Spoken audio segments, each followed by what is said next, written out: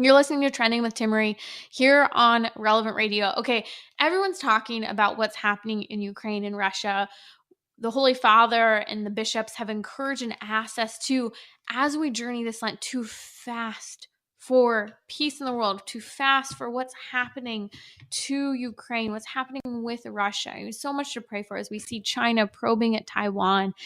But as I was really thinking about this and diving into the topic, I wanted to speak briefly because I know a lot of us are overloaded in hearing about Russia and Taiwan, but I wanted to ask the question, why are we here? What happened? There are a lot of things that could be said, but I really do want to emphasize that abortion is a leading reason as to why we are seeing what is happening between Russia and Ukraine today. We could even argue some of that having to do with China as well, probing at Taiwan. You see, both the Russians looking at Ukraine as well as China looking at Taiwan consider Taiwan and Ukraine a group of people ethnically identical to themselves. Why is that significant? Because worldwide we are starting to see a demographic winter. That is a phrase that has been coined talking about what's happening with the fact that we're below replacement level. People such as the Ruth Institute, Jennifer Roback Morse, and their researchers there at the Ruth Institute have really highlighted the fact that we are seeing this massive crisis today when it comes to if we have enough people in our nations and if various people who lead those nations think that that's enough people or not. We saw China implement a 1 and then 2 and 3 child policy, then get rid of it altogether. And then you see places such as Russia where abortion numbers were so high during the Soviet Union that they really led to this decline in their population. You see, this is the silent problem behind what's happening with China and Ukraine. But let's focus a little bit here for a moment on specifically Ukraine and Russia. Because what was observed by Don Feder at the Ruth Institute, he commented that most observations on Russia and Ukraine, they're missing the demographic winter. The crisis is this for Russia. Russia needs people. And Russia believes, as I mentioned before, just like China to Taiwan, Russia believes that technically Ukraine belongs to them. And essentially, they're looking at there in Russia, there are 41 million people that they could assume into Russia by taking over Ukraine that would increase their population by 30%. Why is this significant? Because Russia's fertility rate for years has been below replacement level. They're at 1.8. To just maintain replacement level, we would need people to have 2.1 children. How you have 0.1 children, I don't know, but you can help make up on that for me because I'm not quite there yet. So here's the deal. What we're seeing is that multiple nations from the United States to Russia to China and others are below replacement level when it comes to having enough children. In China alone, they're facing a crisis where there are not enough women to marry unmarried men in China. And we're seeing this other places. And when we've seen this historically happen, what's occurred is that there tends to be war. When the demographic makeup between male and female, when we're below replacement level, war ensues. We've seen this over the last couple hundred years. Now, what's interesting is for Russia and the United States to have a replacement level of 1.8 for Russia and 1.7 for the US, well, this is radically different from a world we lived in 60 years ago. In 1960, worldwide, the average number of children per woman was 5. Now, today, worldwide, we're at 2.4. Now, that number's dropping. We're almost below replacement level worldwide. We're seeing this begin to be a problem when it comes to things such as manpower in places like Japan and others, where there's a whole business literally just in cleaning up the dead bodies of people in China whose bodies have been rotting because there are no family members to care for or know that their family member has died because people aren't having enough kids.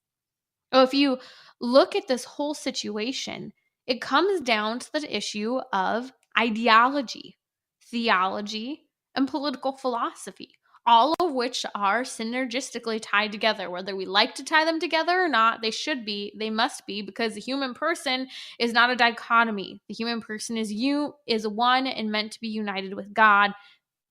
our creator. So what we're seeing is really from Russia, we see examples, from China, we see examples of things such as the ideology of socialism, which rejects the human person. Socialism touching on essentially secularism, the rejection of God.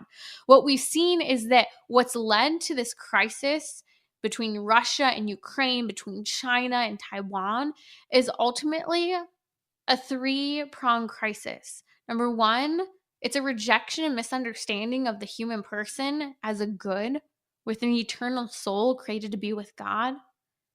Second, it's a rejection and misunderstanding of the human family and human flourishment within the family, and therefore the state intervention when it comes to the family, that they have a better right to say about whether or not you will have a family and how those children are raised and what ideology and theology they have. This is scary because we're seeing the same problem here in the United States, and I pray and hope enough parents speak up so that we do not see what's happened to China, what's happened to Russia occur.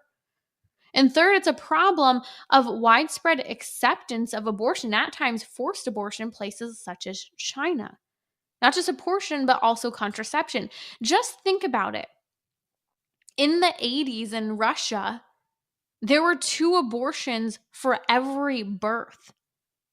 So for every baby born, 2 babies died. In 1965, there were 3 abortions for every baby born.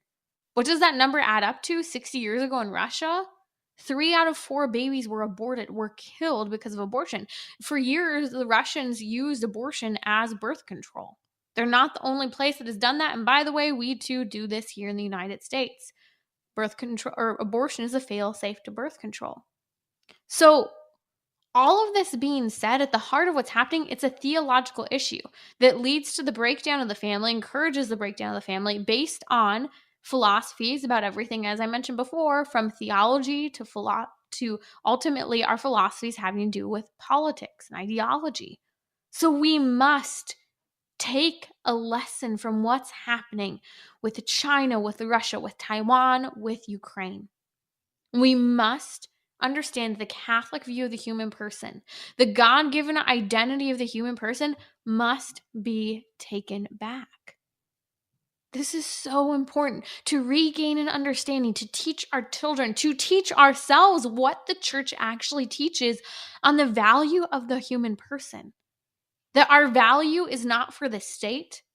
Our value is not for others on social media. Our value is given to us by God, and we must value ourselves and others based on that God-given identity, created in His image, in His likeness, and with a purpose. We also have to return to valuing motherhood that has been destroyed worldwide by the outrageous policies in places such as China with forced abortion, or in Russia with this abortion culture where 3 out of 4 babies were being murdered in their mother's wombs just 60 years ago. We have to return to parents as the primary educators of their children, not defaulting to schools, not defaulting to the government, but defaulting to ourselves as taking responsibility even when it's difficult. We talked about this yesterday on Trending, how as spouses, our primary roles are to be the educators of our children, to not just outsource, but to verify and hold accountable and to spend time and lots of time with our kids. Actually, I have a witness of this. My arms are covered in, I think, dry snot. My baby's teething. I think has a cold. Like literally, I'm covered in dry snot right now.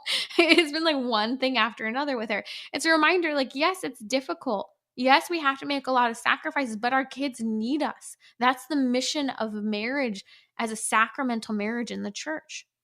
And we have to return to this. God's vision for the human person, God's vision for marriage, God's vision for our children is what will protect us from what's happening in Russia, with what's happening in China, and what will help us to be defenders of other nations and not succumb to the same ideologies and theologies that are destroying people in the world today. This is how we will have peace, by, yes, praying and begging for God's help, but also living out God's vision for the human person.